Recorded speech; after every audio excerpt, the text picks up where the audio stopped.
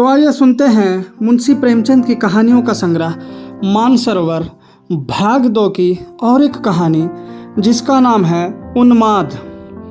मनहर ने अनुरुक्त होकर कहा, वह सब तुम्हारी कुर्बानियों का फल है बागी, नहीं तो आज मैं कैसी अंधेरी गली में किसी अंधेर मकान के अंदर जिंदगी के दिन काटता होता। तुम्हारी सेवा और उपकार हमेशा याद रहेंगे। तुमने मेरा जीवन सुधार दिया, मुझे आदमी बना दिया। बागेश्वरी ने सिर झुकाए हुए नम्रता से उत्तर दिया, यह तुम्हारी सज्जनता ही मानो। मैं बेचारी भला जिंदगी क्या सुधारूंगी। हाँ, तुम्हारे साथ मैं भी एक दिन आदमी बन जाऊंगी। तुमने परिश्रम किया, उसका पुरस्कार पाया। जो अपनी मदद आप करते हैं उनकी मदद परमात्मा भी करते हैं। अगर मुझ जैसी गवारिन किसी और के पाले पड़ती तो अब तक ना जाने क्या गत होती। मनहर मानो इस बहस में अपना पक्ष समर्थन करने के लिए कमर बांधता हुआ बोला, तुम जैसी गवारिन पर मैं 1 लाख सजी हुई गुड़ियों और रंगीन तितलियों को न्योछावर कर सकता हूँ। तुमने मेहनत करने का वह अवसर और अवकाश दिया जिनके बिना कोई सफल हो ही नहीं सकता। अगर तुमने अपनी अन्य विलास प्रिय रंगीन मिजाज बहनों की तरह मुझे अपने तकाजों से दबा रखा होता तो मुझे उन्नति करने का अवसर कहाँ मिलता। तुमने मुझे वह निश्चिंतता प्रदान की जो स्कूल के दिनों में भी न मिली थी। अपने और सहकारियों को देखता हूँ जो मुझे उन पर दया आती है। किसी का खर्च पूरा नहीं पड़ता, आधा महीना भी नहीं जाने पाया और हाथ खाली हो जाता है। कोई दोस्तों से उधार मांगता है, कोई घर वालों के खत लिखता है, कोई गहनों की फिक्र में मरा जाता है, कोई कपड़ों की। कभी नौकर की टोह में हैरान, कभी वैद्य की टोह में परेशान। किसी को शांति नहीं। आए दिन स्त्री पुरुष में जूते चलते हैं। अपना जैसे भाग्यवान तो मुझे कोई दिख नहीं पड़ता। मुझे घर के सारे आनंद प्राप्त हैं और जिम्मेदारी एक भी नहीं। तुमने ही मेरे हौसलों को उभारा, मुझे उत्तेजना दी। जब कभी मेरा उत्साह टूटने लगता तो तुम मुझे तसल्ली देती थी। मुझे मालूम ही नहीं हुआ कि तुम घर का प्रबंध कैसे करती हो। तुमने मोटे से मोटा काम अपने हाथों से किया जिसमें मुझे पुस्तकों के लिए रुपयों की कमी ना हो। तुम ही मेरी देवी हो और तुम्हारी बदौलत ही आज मुझे यह सौभाग्य प्राप्त हुआ है। मैं तुम्हारी इन सेवाओं की स्मृति को हृदय में सुरक्षित रखूंगी बागी, और एक दिन वह आएगा जब तुम अपने त्याग और तप का आनंद उठाओगी। बागेश्वरी ने गदगद होकर कहा, तुम्हारे ये शब्द मेरे लिए सबसे बड़े पुरस्कार है मानो। मैं और किसी पुरस्कार की भूखी नहीं। मैंने जो कुछ तुम्हारी थोड़ी बहुत सेवा की उसका इतना यश मुझे मिलेगा, मुझे तो आशा भी न थी।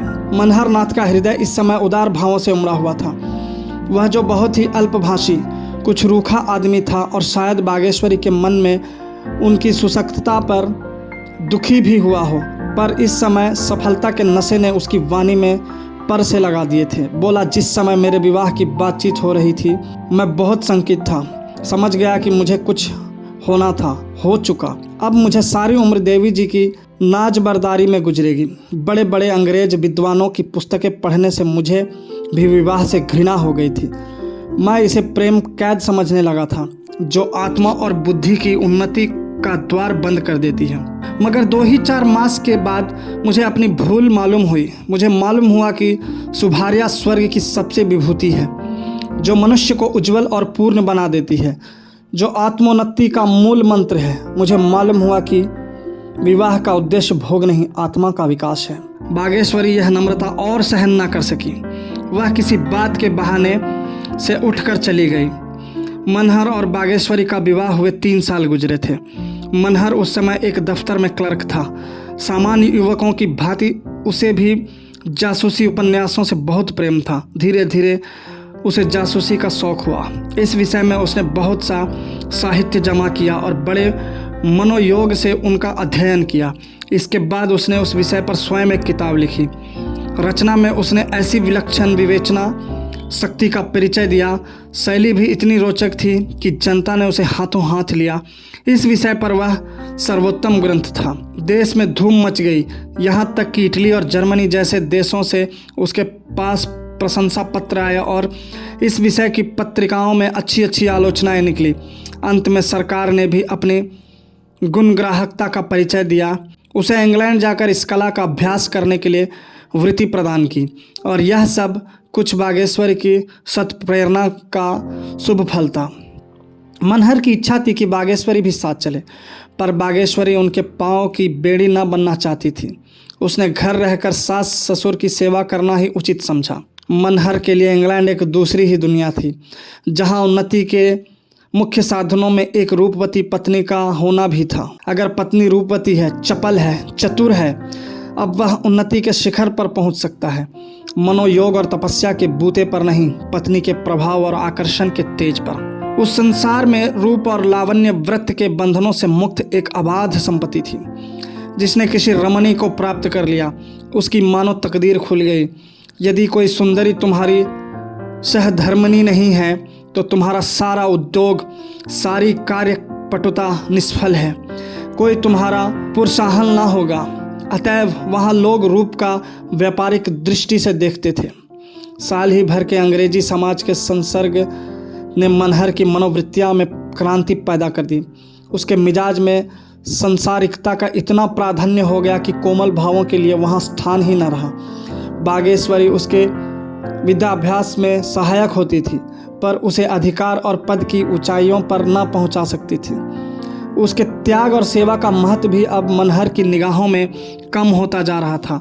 बागेश्वरी अब उसे व्यर्थ सी वस्तु मालूम होती थी, क्योंकि उसकी भौतिक दृष्टि में हर एक वस्तु का मूल्य उससे होने वाले लाभ पर भी अवलंबित था। अपना पूर्व जीवन अब उसे हास्यपद जान पड़ता था। चंचल, हंसमुख, विनोदिनी अंग्रेज युवतियों के सामने बागेश्वरी एक हल्की, तुच्छ सी जान पड़ती थी। इस विद्युत प्रकाश में वह दीपक अब मलिन पड़ गया था। यहाँ तक कि सनह सनह उसका मलिन प्रकाश भी लुप्त हो गया। मनहर ने अपने भविष्य का निश्चय कर लिया। यह भी एक रमणी की रूप नौका द्वार ही अपने लक्ष्य पर पहुँचेगा, इसके सिवा और कोई उपाय न था।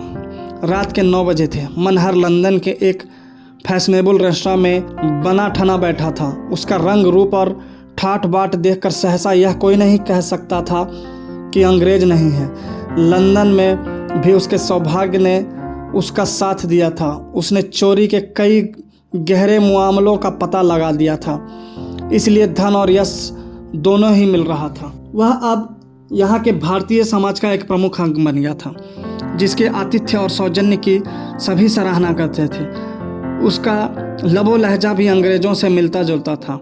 उसके सामने मेज की दूसरी और एक रमणी बैठी हुई उसके बातें बड़े ध्यान से सुन रही थी। उसके अंग अंग से यौवन टपका पड़ता था। भारत के अद्भुत वृत्तांत सुन सुनकर उसकी आंखें खुशी से चमक रही थी।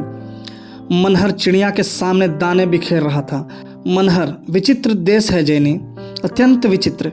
5-5 साल के दूल्हे तुम्हें भारत के सिवा और कहीं देखने को न मिलेंगे। लाल रंग का कामदार कपड़े, सिर पर चमकता हुआ लंबा टोप, चेहरे पर फूलों का झालदार बुर्का, घोड़े पर सवार चले जा रहे हैं। 2 आदमी दोनों तरफ से छतरियां लगाए हुए हैं, हाथों में मेहंदी लगी हुई। जेनी, मेहंदी क्यों लगाते हैं? मनहर, जिसमें हाथ लाल हो जाए, पैरों में भी रंग भरा जाता है, उंगलियों के नाखून लाल रंग दिए जाते हैं, वह दृश्य देखते ही बनता है। जेनी, यह तो दिल में सनसनी पैदा करने वाला दृश्य होगा। दुल्हन भी इसी तरह सजाई जाती होगी।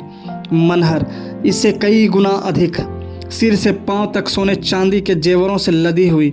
ऐसा कोई अंग नहीं जिसमें 2-2, 4-4 गहने ना हो। जेनी, तुम्हारी शादी भी उसी तरह हुई होगी। तुम्हें तो बड़ा आनंद आया होगा। मनहर, हाँ, वही आनंद आया था जो तुम्हें मेरी गो राउंडर पर चढ़ने में आता है। अच्छी अच्छी चीज़ें खाने को मिलती हैं, अच्छे अच्छे कपड़े मिलते हैं, खूब नाच तमाशे देखता था और शहनाइयों का गाना सुनता था। मज़ा तो तब आता है जब दुल्हन अपने घर से विदा होती है। सारे घर में कोहराम मच जाता है। दुल्हन हर एक से लिपट लिपट कर रोती है जैसे मातम कर रही है। जेनी, दुल्हन रोती क्यों है? मनहर, रोने का रिवाज चला आता है। हालांकि सभी जानते हैं कि वह हमेशा के लिए नहीं जा रही है, फिर भी सारा घर इस तरह फूट फूट कर रोता है मानो काले पानी भेजी जा रही है। जेनी, मैं तो इस तमाशे पर खूब हंसूं। मनहर, हंसने की बात ही है। जेनी, तुम्हारी बीवी भी रोई होगी। मनहर, अजी कुछ न पूछो, पछाड़े खा रही थी, मानो मैं उसका गला घोट दूंगा। मेरी पालकी से निकलकर भागी जाती थी, पर मैंने जोर से पकड़कर अपनी बगल में बैठा लिया। तब मुझे दांत काटने लगी। मिस जेनी ने जोर से कहकहा मारा और हंसी के साथ लौट गई। बोली, हॉरिबल हॉरिबल, क्या अब भी दांत काटती है? मनहर, वह अब इस संसार में नहीं है जेनी। मैं उसे खूब काम लेता था। मैं सोता था तो वह मेरे बदन में चंपी लगाती थी, मेरे सिर पर तेल डालती थी, पंखा झेलती थी। जेनी, मुझे तो विश्वास नहीं आता, बिल्कुल मूर्ख थी। मनहर, कुछ न पूछो, दिन को किसी के सामने मुझसे बोलती भी न थी, मगर मैं उसका पीछा करता रहता था। जेनी, ओह नॉटी बाय, तुम बड़े शरीर हो। थी तो रूपवती। मनहर, हाँ, उसका मुंह तुम्हारे तलवों जैसा था। जेनी, नॉनसेंस, तुम ऐसी औरत के पीछे कभी न दौड़ते। मनहर, उस वक्त मैं भी मूर्ख था जेनी। जेनी, ऐसी मूर्ख लड़की से तुमने विवाह क्यों किया? विवाह ना करता तो माँ बाप जहर खा लेते। जेनी, वह तुम्हें प्यार कैसे करने लगी? मनहर, और करती क्या, मेरे सिवा दूसरा था ही कौन। घर से बाहर ना निकलने पाती थी, मगर प्यार हमें से किसी को ना था। वह मेरी आत्मा और हृदय को संतुष्ट ना कर सकती थी। जेनी, मुझे उन दिनों की याद आती है तो ऐसा मालूम होता है कि कोई भयंकर स्वप्न था। उफ, अगर वह स्त्री आज जीवित होती तो मैं किसी अंधेरे दफ्तर में बैठा कलम घिसता होता। इस देश में आकर मुझे यथार्थ ज्ञान हुआ कि संसार में स्त्री का क्या स्थान है, उसका क्या दायित्व है, और जीवन उसके कारण कितना आनंदप्रद हो जाता है। और जिस दिन तुम्हारे दर्शन हुए वह तो मेरी ज़िंदगी का सबसे मुबारक दिन था। याद है तुम्हें वह दिन? तुम्हारी वह सूरत मेरी आंखों में अब भी फिर रही है। जेनी, अब मैं चली जाऊंगी। तुम मेरी खुशामद करने लगे।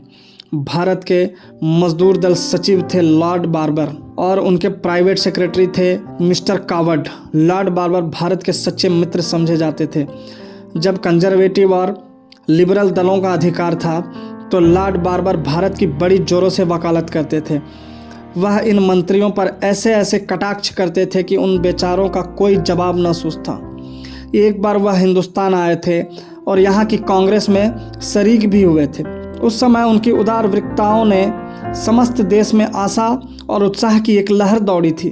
कांग्रेस के जलसे के बाद वह जिस शहर में गए, जनता ने उनके रास्ते में आंखें बिछाई, उनकी गाड़ियाँ खींची, उन पर फूल बरसाए। चारों ओर से यही आवाज़ आती थी, यह है भारत का उद्धार करने वाला। लोगों को विश्वास हो गया कि भारत के सौभाग्य से अगर कभी लॉर्ड बार्बर को अधिकार प्राप्त हुआ तो वह दिन भारत के इतिहास में मुबारक होगा। लेकिन अधिकार पाते ही लॉर्ड बार्बर में एक विचित्र परिवर्तन हो गया।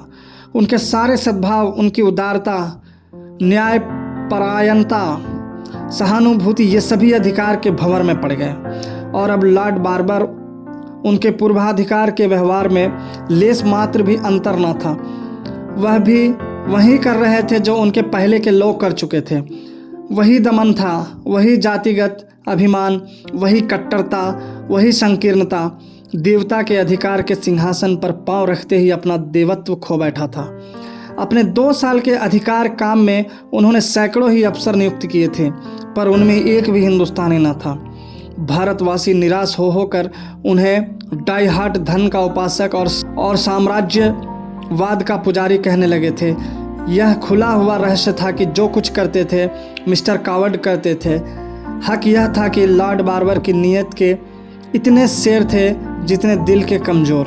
हालांकि परिणाम दोनों दशाओं में एक सा था। यह मिस्टर कावड एक ही महापुरुष थे। उनकी उम्र 40 से अधिक गुजर चुकी थी, पर अभी तक विवाह न किया था। शायद उनका ख्याल था कि राजनीति के क्षेत्र में रहकर वैवाहिक जीवन का आनंद नहीं उठा सकते।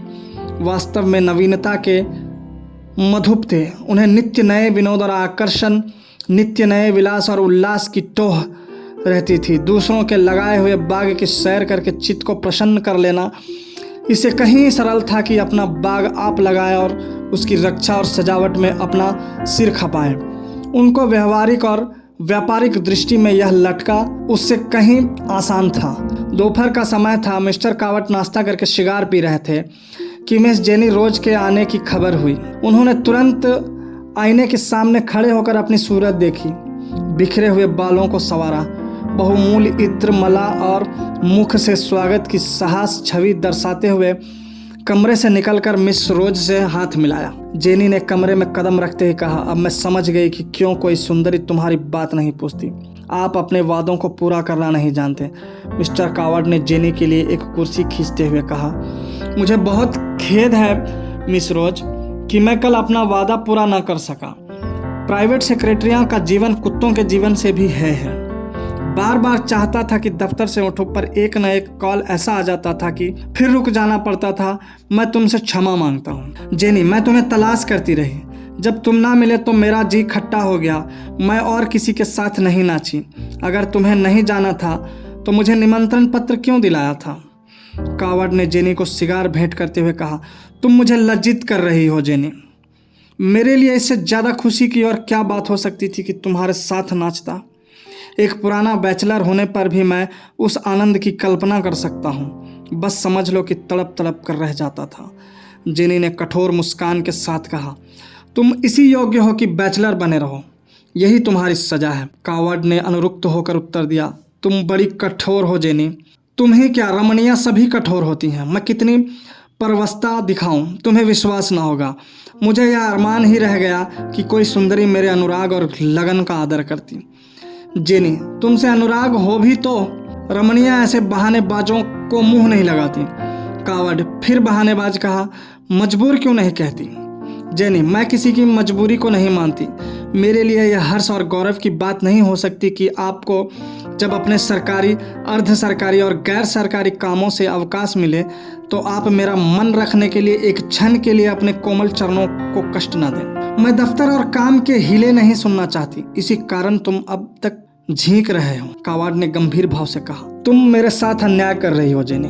मेरे अविवाहित रहने का क्या कारण है? यह कल तक मुझे खेद न मालूम था, कल आप मालूम हो गया। जेनी ने उसका परिहास करते हुए कहा, अच्छा तो यह रहस्य आपको मालूम हो गया, तब तो आप सचमुच आत्मदर्शी हैं। जरा मैं भी सुनो क्या कारण था।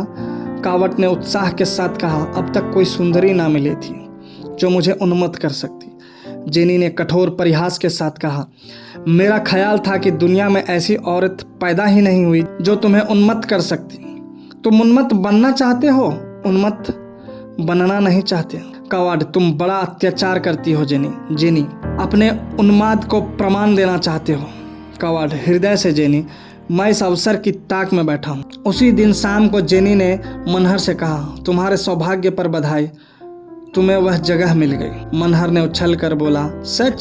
सेक्रेटरी से कोई बातचीत हुई थी? जेनी, सेक्रेटरी से कुछ कहने की ज़रूरत ही ना पड़ी, सब कुछ कावर्ड के हाथ में है। मैंने उसी को चंग पर चढ़ाया, लगा मुझे इश्क जताने। 50 साल की तो उम्र है, चांद के बाल झड़ गए, गालों में झुर्रियाँ पड़ गई है, पर अभी तक आपको इश्क का खप्त है। आप अपने को एक ही रसिया समझते हैं। उसके बूढ़े चोचले बहुत बुरे मालूम होते थे, मगर तुम्हारे लिए सब कुछ सहना पड़ा। खैर, मेहनत सफल हो गई, कल तुम्हें परवाना मिल जाएगा। अब सफ़र की तैयारी करनी चाहिए। मनहर ने गदगद होकर कहा, तुमने मुझ पर बड़ा एहसान किया है जेनी। मनहर को गुप्तचर विभाग में ऊंचा पद मिला। देश के राष्ट्रीय पत्रों में उसकी तारीफों के पुल बांधे, उसकी तस्वीर छपी और राष्ट्र की ओर से उसे बधाई दी। वह पहला भारतीय था जिसे वह ऊंचा पद प्रदान किया गया था। ब्रिटिश सरकार ने सिद्ध कर दिया था कि उसकी न्याय बुद्धि जातीय अभिमान और द्वेष से उच्चतर है। मनहर और जेनी का विवाह इंग्लैंड में ही हो गया। हनीमून का महीना फ्रांस में गुजरा, वहाँ से दोनों हिंदुस्तान आए।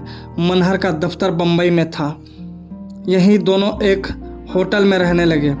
मनहर को गुप्त अभियोग की खोज के लिए अक्सर दौरे करने पड़ते थे, कभी कश्मीर, कभी मद्रास, कभी रंगून। जेनी इन यात्राओं में बराबर उसके साथ रहती। नित्य नए दृश्य थे, नए विनोद, नए उल्लास। उसकी नवीनता प्रिय प्रकृति के लिए आनंद का इससे अच्छा और क्या सामान हो सकता था। मनहर का रहन सहन तो अंग्रेजी था ही, घर वालों से भी संबंध विच्छेद हो गया था। बागेश्वरी के पत्रों का उत्तर देना तो दूर रहा, उन्हें खोलकर पढ़ता भी न था। भारत में ऐसा हमेशा यह शंका बनी रहती थी कि कहीं घर वालों को उसका पता न चल जाए। जेनी से वह अपनी यथार्थ स्थिति को छिपाए रखना चाहता था। उसने घर वालों को आने की सूचना तक न दी। यहाँ तक कि वह हिंदुस्तानियों से बहुत कम ही मिलता था। उसके मित्र अधिकांश पुलिस और फौज के अफसर थे, वहीं उसके मेहमान होते। वाक चतुर जेनी सम्मोहन के कला में सिद्धहस्त थी। पुरुषों के प्रेम से खेलना उसकी सबसे अमोदमय क्रीड़ा थी। जलाती थी, रिझाती थी भी, और मनहर भी उसकी कपट लीला का शिकार बना रहता था। उसे हमेशा भूल भुलैया में रखती। कभी इतना निकट की छाती पर सवार, कभी इतना दूर की योजन का अंतर, कभी निष्ठुर और कभी कठोर, कभी प्रेम विह्वल और व्यग्र। एक रहस्य था जिसे वह कभी समझता था और कभी हैरान रह जाता था। इस तरह 2 वर्ष बीत गए और मनहर तथा जेनी कोन की 2 भुजाओं की भांति एक दूसरे से दूर होते गए। मनहर इस भावना को हृदय से न निकाल सकता था कि जेनी का मेरे प्रति एक विशेष कर्तव्य है। यह चाहे उसकी संकीर्णता हो या कुल मर्यादा का असर, कि वह जेनी को पाबंद देखना चाहता था। उसकी स्वच्छंद वृत्ति उसे लज्जास्पद मालूम होती थी। वह भूल जाता था कि जेनी से उसके संपर्क का आरंभ ही स्वार्थ पर अवलंबित था। शायद उसने समझा था कि समय के साथ जेनी को अपने कर्तव्य का ज्ञान हो जाएगा। हालांकि उसे मालूम होना चाहिए था कि टेढ़ी बुनियाद पर बना हुआ भवन जल्द या देर में अवश्य भूमिस्थ होकर रहेगा, और ऊंचाई के साथ इसकी शंका और भी बढ़ती जाती थी। इसके विपरीत जेनी का व्यवहार बिल्कुल परिस्थिति के अनुकूल था। उसने मनहर को विनोदमय तथा विलासमय जीवन का एक साधन समझा था, और उसी विचार पर वह अब तक स्थिर थी। इस व्यक्ति को वह मन में पति का स्थान न दे सकती थी, पाषाण प्रतिमा को अपना देवता न बना सकती थी। पत्नी बनना उसके जीवन का स्वप्न न था, इसलिए वह मनहर के प्रति अपने किसी कर्तव्य को स्वीकार न करती थी। अगर मनहर अपनी गाढ़ी कमाई उसके चरणों पर अर्पित करता था तो उस पर कोई एहसान न करता था। मनहर उसका बनाया हुआ पुतला, उसी का लगाया हुआ वृक्ष था। उसकी छाया और फल का भोग करना वह अपना अधिकार समझती थी। मनोमालिन्य बढ़ता गया। आखिर मनहर ने उसके साथ दावतों और जलसों में जाना छोड़ दिया। पर जेनी पूर्ववत सैर करने जाती, मित्रों से मिलती, दावतें करती और दावतों में शरीक होती। मनहर के साथ न जाने से लेस मात्र भी दुख या निराश न होती थी, बल्कि वह शायद उसकी उदासीनता पर और भी प्रसन्न होती। मनहर इस मानसिक व्यथा और शराब के नशे में डुबोने का उद्योग करता। पीना तो उसने इंग्लैंड में ही शुरू कर दिया था, पर अब उसकी मात्रा बहुत बढ़ गई थी। वहाँ स्फूर्ति और आनंद के लिए पीता था, यहाँ स्फूर्ति और आनंद को मिटाने के लिए। वह दिन दिन दुर्बल हो जाता था। वह जानता था शराब मुझे पिए जा रही है, पर उसके जीवन का यही एक अवलंब रह गया था। गर्मियों के दिन थे। मनहर एक मामले की जांच करने के लिए लखनऊ में डेरा डाले हुए था। मामला संगीन था। उसे सिर उठाने की फुर्सत न मिलती थी। स्वास्थ्य भी कुछ खराब हो चला था, मगर जेनी अपने सैर सपाटे में मग्न थी। आखिर एक दिन उसने कहा, मैं नैनीताल जा रही हूँ, यहाँ की गर्मी मुझसे सही नहीं जाती। मनहर ने लाल लाल आंखें निकाल कर कहा, नैनीताल में क्या काम है? वह आज अपना अधिकार दिखाने पर तुल गया। जेनी भी उसके अधिकार की उपेक्षा पर तुली हुई थी। बोली, यहाँ कोई सोसाइटी नहीं, सारा लखनऊ पहाड़ों पर चला गया है। मनहर ने जैसे मयान से तलवार निकाल कर कहा, जब तक मैं यहाँ हूँ तुम्हें कहीं जाने का अधिकार नहीं है। तुम्हारी शादी मेरे साथ हुई है, सोसाइटी के साथ नहीं। फिर तुम साफ देख रही हो कि मैं बीमार हूँ। इस पर भी तुम अपनी विलास प्रवृत्ति को रोक नहीं सकती। मुझे तुमसे ऐसी आशा न थी जेनी। मैं तुमको शरीफ समझता था। मुझे स्वप्न में भी यह गुमान न था कि तुम मेरे साथ ऐसी बेवफाई करोगी। जेनी ने अविचलित भाव से कहा, तो क्या तुम समझते थे मैं भी तुम्हारी हिंदुस्तानी स्त्री की तरह तुम्हारी लौंडी बनकर रहूंगी और तुम्हारे सर सहलाऊंगी? मैं तुम्हें इतना नादान नहीं समझती। अगर तुम्हें हमारी अंग्रेजी सभ्यता का इतनी मोटी सी बात मालूम नहीं तो अब मालूम कर लो कि अंग्रेजी स्त्री अपनी रुचि के सिवा और किसी की पाबंद नहीं। तुमने मुझसे विवाह किया था कि मेरी सहायता से तुम्हें सम्मान और पद प्राप्त हो। सभी पुरुष ऐसा करते हैं और तुमने भी वही किया। मैं इसके लिए तुम्हें बुरा नहीं कहती, लेकिन जब तुम्हारा उद्देश्य पूरा हो गया जिसके लिए तुमने मुझसे विवाह किया था, तो तुम मुझसे अधिक आशा क्यों रखते हो? तुम हिंदुस्तानी हो, अंग्रेज नहीं हो सकते। मैं अंग्रेज हूँ और हिंदुस्तानी नहीं हो सकती। इसलिए हम में से किसी को यह अधिकार नहीं है कि वह दूसरे को अपनी मर्जी का गुलाम बनाने की चेष्टा करे। मनहर हतबुद्धि सा बैठा सुनता रहा। एक एक शब्द विष की घूंट की भांति उसके कंठ के नीचे उतर रहा था। कितना कठोर सत्य था। पद लालसा के उस प्रचंड आवेग में, विलास तृष्णा के उस अदम्य प्रवाह में वह भूल गया था कि जीवन में कोई ऐसा तत्व भी है जिसके सामने पद और विलास कांच के खिलौने से अधिक मूल्य नहीं रखते। यह विस्मृत सत्य इस समय अपने दारुण विलाप से उसकी मदमग्न चेतना को तड़पाने लगा। शाम को जेनी नैनीताल चली गई। मनहर ने उसकी ओर आंख उठाकर भी ना देखा। 3 दिन तक मनहर घर से ना निकला। जीवन के 5-6 वर्षों में उसके जितने रत्न संचित किए थे, जिस पर वह गर्व करता था, जिन्हें पाकर वह अपने को धन्य मानता था, अब परीक्षा की कसौटी पर आकर नकली पत्थर सिद्ध हो रहे थे। उसकी अपमानित, ग्लानित, पराजित आत्मा एकांत रोदन के सिवा और कोई त्राण ना पाती थी। अपनी टूटी हुई झोपड़ी को छोड़कर वह जिस जिस सुनहले कलेश वाले भवन की ओर लपका था, वह मरीचिका मात्र थी। और अब उसे फिर उसी टूटी झोपड़ी की याद आई जहां शांति, प्रेम, आशीर्वाद की सुधा पी थी। यह सारा आडंबर उसे काट खाने लगा। उस सरल शीतल स्नेह के सामने ये सारी विभूतियां तुच्छ सी जचने लगी। तीसरे दिन वह भीषण संकल्प करके उठा और 2 पत्र लिखे। एक तो अपने पद से इस्तीफा था और दूसरा जेनी से अंतिम विदा की सूचना। इस्तीफा में उसने लिखा था, मेरा स्वास्थ्य नष्ट हो गया है और मैं इस भार को नहीं संभाल सकता। जेनी के पत्र में उसने लिखा, हम और तुम दोनों ने भूल की और हमें जल्द से जल्द उस भूल को सुधार लेना चाहिए। मैं तुम्हें सारे बंधनों से मुक्त करता हूँ, तुम भी मुझे मुक्त कर दो। मेरा तुमसे कोई संबंध नहीं है। अपराध न तुम्हारा है न मेरा। समझ का फेर तुम्हें भी था और मुझे भी। मैंने अपने पद से इस्तीफा दे दिया है और अब तुम्हारा मुझ पर कोई एहसान नहीं रहा। मेरे पास जो कुछ है वह तुम्हारा है, वह सब मैं छोड़ जा रहा हूँ। मैं तो निमित्त या मात्र था, स्वामिनी तुम थी। उस सभ्यता को दूर से ही सलाम है जो विनोद और विलास के सामने किसी बंधन को स्वीकार नहीं करती। उसने खुद जाकर दोनों पत्रों की रजिस्ट्री कराई और उत्तर का इंतजार किए बिना ही वहां से चलने को तैयार हो गया। जेनी ने जब मनहर का पत्र पाकर पढ़ा तो मुस्काई। उसे मनहर की इच्छा पर शासन का ऐसा अभ्यास पड़ गया था कि इस पत्र से उसे जरा भी घबराहट न हुई। उसे विश्वास था कि 2-4 दिन चिकनी चुपड़ी बातें करके वह उसे फिर वशीभूत कर लेगी। अगर मनहर की इच्छा केवल धमकी देनी न होती, उसके दिल पर चोट लगी होती, तो वह अब तक यहाँ न होता। कब का यह स्थान छोड़ चुका होता। उसका यहाँ रहना ही बता रहा है कि वह केवल बंदर घुड़की दे रहा है। जेनी ने स्थिरचित होकर कपड़े बदले और तब इस तरह मनहर के कमरे में आई मानो कोई अभिनय करने स्टेज पर आई हो। मनहर उसे देखता ही जोर से ठट्ठा मारकर हंसा। जेनी सहम कर पीछे हट गई। इस हंसी में क्रोध या प्रतिकार न था, उसमें उन्माद भरा हुआ था। मनहर के सामने मेज पर बोतल और गिलास रखा हुआ था। एक दिन में उसने ना जाने कितनी शराब पी ली थी। उसकी आंखों में जैसे रक्त उबल पड़ा था। जेनी ने समीप जाकर उसके कंधे पर हाथ रखा और बोली, क्या रात भर पीते ही रहोगे? चलो आराम से लेटो, रात ज़्यादा हो गई है।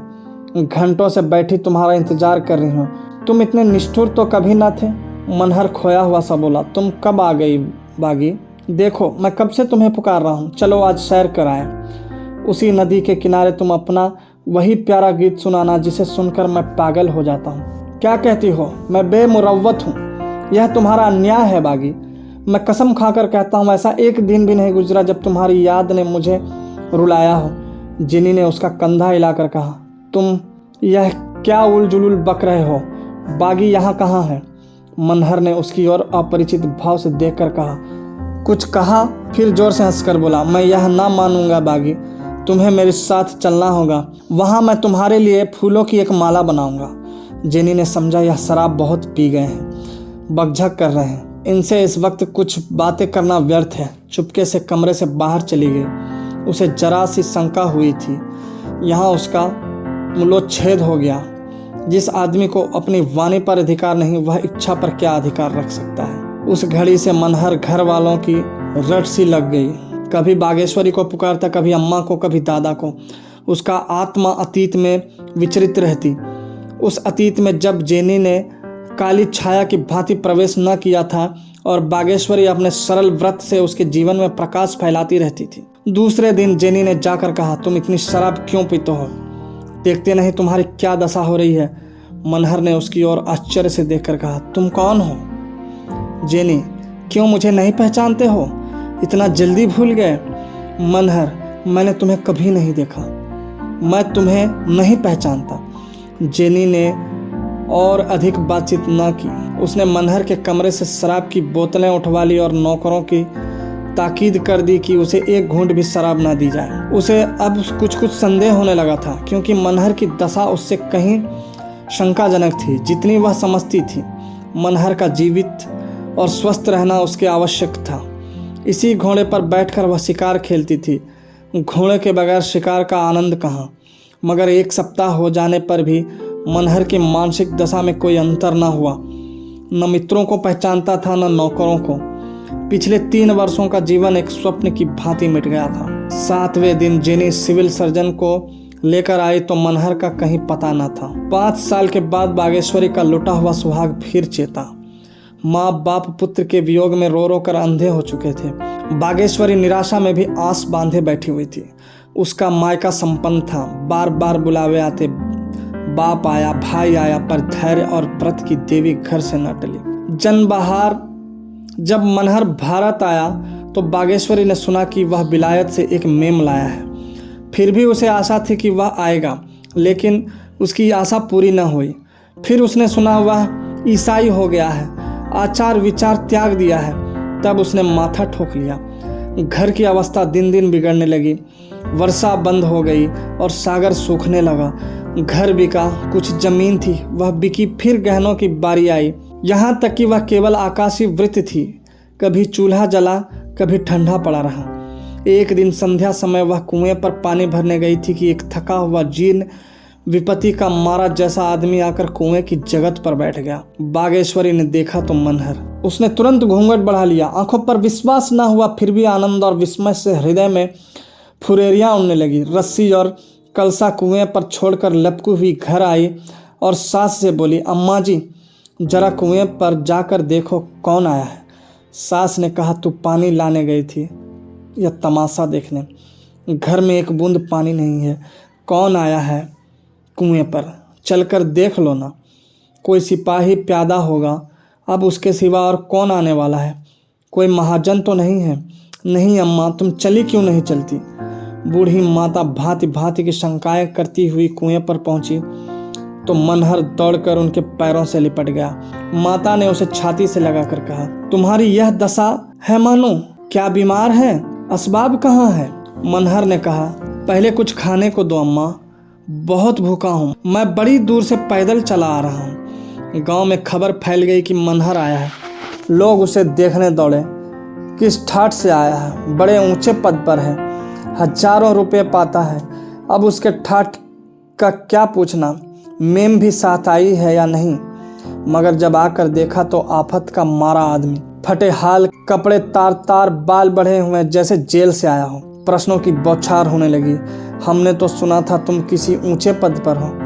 मनहर ने जैसे किसी भूली बात को याद करने का विफल प्रयास करके कहा, मैं तो किसी ओहदे पर नहीं। वाह, तुम विलायत से मेम नहीं लाए थे? मनहर ने चकित होकर कहा, विलायत कौन गया था? अरे भंग तो नहीं खा गए हो? तुम विलायत नहीं गए थे? मनहर मूढ़ों की भांति हंसा, मैं विलायत करने क्या जाता? अजी, तुमको वजीफा नहीं मिला था? यहाँ से तुम विलायत गए थे, तुम्हारे पत्र बराबर आते थे। अब तुम कहते हो विलायत गया ही नहीं। होश में हो या हम लोगों को उल्लू बना रहे हो? मनहर ने उन लोगों की ओर आंखें फाड़ कर देखा और बोला, मैं तो कहीं नहीं गया था, आप लोग जाने क्या कह रहे हो। अब इसमें संदेह की गुंजाइश न रही कि वह अपने होश हवास में नहीं है। उसे विलायत जाने के पहले की सारी बातें याद थी। गांव और घर के हर एक आदमी को पहचानता था, सबसे नम्रता और प्रेम से बातें करता था। लेकिन जब इंग्लैंड, अंग्रेजी बीवी और ऊंचे पद का जिक्र आता तो भौचक्का होकर ताकने लगता। बागेश्वरी को अब उसके प्रेम में अस्वाभाविक अनुराग दिखता था, जो बनावटी मालूम होता था। वह चाहती थी कि उसे व्यवहार और आचरण में पहले किसी बेतकल्लुफी हो। वह प्रेम का स्वांग नहीं, प्रेम चाहती है। 10 ही 5 दिनों में उसे ज्ञान हो गया कि इस विशेष अनुराग का कारण बनावट या दिखावा नहीं, वरन कोई मानसिक विकार है। मनहर ने माँ बाप को इतना अदब पहले कभी ना किया था। उसे अब मोटे से मोटा काम करने में संकोच न था।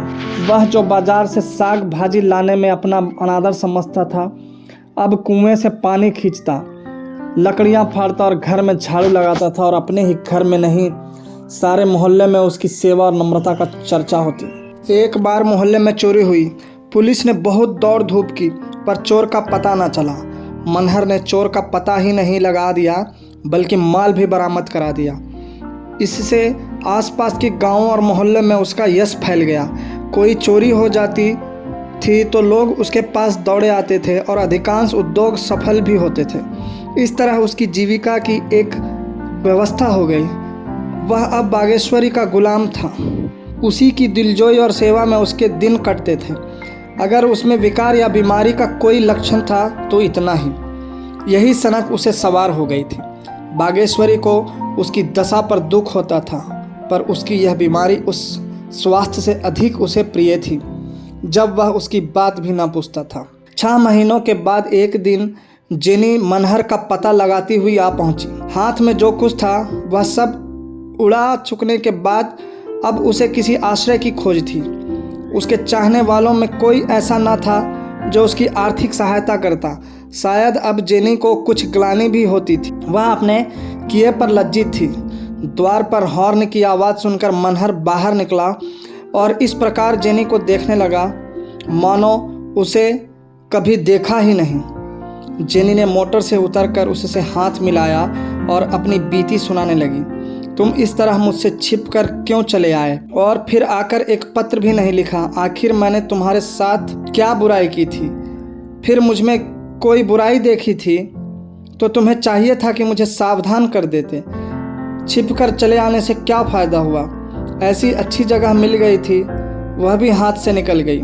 मनहर काठ से उल्लू की भांति खड़ा रहा। जेनी ने फिर कहा, तुम्हारे चलने के बाद मेरे ऊपर जो संकट आए वह सुनाए तो तुम घबरा जाओगे। मैं इसी चिंता और दुख से बीमार हो गई।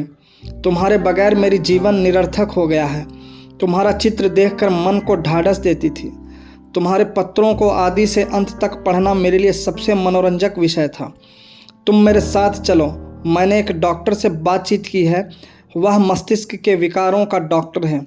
मुझे आशा है उसके उपचार से तुम्हें लाभ होगा। मनहर चुपचाप विरक्त भाव से खड़ा रहा, मानो वह न कुछ देख रहा है न सुन रहा है। सहसा बागेश्वरी निकल आई। जेनी को देखते ही वह ताड़ गई कि यह मेरी यूरोपियन सौत है। वह उसे बड़े आदर सत्कार के साथ भीतर ले गई। मनहर भी उनके पीछे पीछे चला गया। जेनी ने टूटी खाट पर बैठते हुए कहा, इन्होंने मेरा जिक्र तो तुमसे किया ही होगा। मेरी इनसे लंदन में शादी हुई है। बागेश्वरी बोली, यह तो मैं आपको देखते ही समझ गई थी। जेनी, इन्होंने कभी मेरा जिक्र नहीं किया? बागेश्वरी बोली, कभी नहीं। इन्हें तो कुछ याद नहीं। आपको यहाँ आने में बड़ा कष्ट हुआ होगा। जेनी, महीनों के बाद तब इनके घर का पता चला। वहाँ से बिना कुछ कहे सुने चल दिए। आपको कुछ मालूम है इन्हें क्या शिकायत है? शराब बहुत पीने लगे थे। आपने किसी डॉक्टर को नहीं दिखाया? हमने तो किसी को नहीं दिखाया। जेनी ने तिरस्कार करके कहा, क्यों? क्या आप इन्हें हमेशा बीमार रखना चाहती हैं? बागेश्वरी ने बेपरवाही से जवाब दिया, मेरे लिए तो इनका बीमार रहना इनके स्वस्थ रहने से कहीं अच्छा है। तब वह अपना आत्मा को भूल गए थे, अब उसे पा गए। फिर उसने निर्दयी कटाक्ष करके कहा, मेरे विचार से तो वह तब बीमार थे, अब स्वस्थ हैं। जेनी ने चिढ़कर कहा, नॉनसेंस। इनकी किसी विशेषज्ञ से चिकित्सा करानी होगी। यह जासूसी में बड़े कुशल है। इनके सभी अफसर इनसे प्रसन्न हैं। यह चाहे तो अब भी इन्हें वह जगह मिल सकती है। अपने विभाग में ऊंचे से ऊंचे पद तक पहुंच सकते हैं। मुझे विश्वास है कि इनका रोग असाध्य नहीं है। हाँ, विचित्र अवश्य है। आप क्या इनकी बहन हैं? बागेश्वरी ने मुस्कुराकर कहा, आप तो गाली दे रही हैं। यह मेरे स्वामी हैं। जेनी पर जैसे मानो वज्रपात सा हुआ। उसके मुख पर से नम्रता गया और मन में छिपा हुआ क्रोध जैसे दांत पीसने लगा। उसकी गर्दन की नसें तन गई, दोनों मुट्ठियां बंध गई। उन्मत्त होकर बोली, बड़ा दगाबाज आदमी है। इसने मुझे बड़ा धोखा दिया। मुझसे इसने कहा था कि मेरी स्त्री मर गई है। कितना बड़ा धूर्त है, यह पागल नहीं है, इसने पागलपन का स्वांग भरा है। मैं अदालत से इसकी सजा कराऊंगी। क्रोधावश के कारण वह कांप उठी, फिर रोती हुई बोली, इस दगाबाजी का मैं इसे मजा चखाऊंगी। आह, इसने मेरा घोर अपमान किया है। ऐसे विश्वासघात करने वालों को जो दंड दिया जाए वह थोड़ा है। इसने कैसी मीठी मीठी बातें करके मुझे फांसा। मैंने ही इसे जगह दिलाई, मेरे ही प्रयत्नों से यह बड़ा आदमी बना। इसके लिए मैंने अपना घर छोड़ा, अपना देश छोड़ा, और इसने मेरे साथ कपट किया। जेनी सिर पर हाथ रखकर बैठ गई, फिर तैस में उठी और मनहर के पास जाकर उसको अपनी ओर खींचती हुई बोली, मैं तुम्हें खराब करके छोड़ूंगी। तूने मुझे समझा क्या है? मनहर इस तरह शांत भाव से खड़ा रहा मानो कोई प्रयोजन नहीं है। फिर वह सिंहनी की भांति मनहर पर टूट पड़ी और उसे जमीन पर गिराकर उसकी छाती पर चढ़ बैठी। बागेश्वरी ने उसका हाथ पकड़कर अलग कर दिया और बोली, तुम ऐसी डायन न होती तो उनकी यह दशा क्यों होती? जेनी ने तैस में आकर जेब से पिस्तौल निकाली और बागेश्वरी की तरफ बढ़ी। सहसा मनहर तड़प कर उठा, उसके हाथ से भरा हुआ पिस्तौल छीनकर फेंक दिया और बागेश्वरी के सामने खड़ा हो गया। फिर ऐसा मुंह बना लिया मानो कुछ हुआ ही नहीं। उसी वक्त मनहर की माता दोपहर की नींद सोकर उठी और जेनी को देखकर बागेश्वरी की ओर प्रसन्न की आंखों से ताका। बागेश्वरी ने उपहास के भाव से कहा, यह आपकी बहू है। बुढ़िया तिनक कर बोली, कैसी मेरी बहू? यह मेरी बहू बनने जोग है बंदरिया। लड़के पर ना जाने क्या क्या करा दिया, अब छाती पर मूंग दलने आई है। जेनी एक क्षण तक खून भरी आंखों से मनहर की ओर देखती रही, फिर बिजली की भांति कौंध कर उसके आंगन में पड़ा हुआ पिस्तौल उठा लिया और बागेश्वरी पर छोड़ना चाहती थी कि मनहर सामने आ गया। उसके हाथ से पिस्तौल छीन लिया और अपनी छाती में गोली मार ली। धन्यवाद।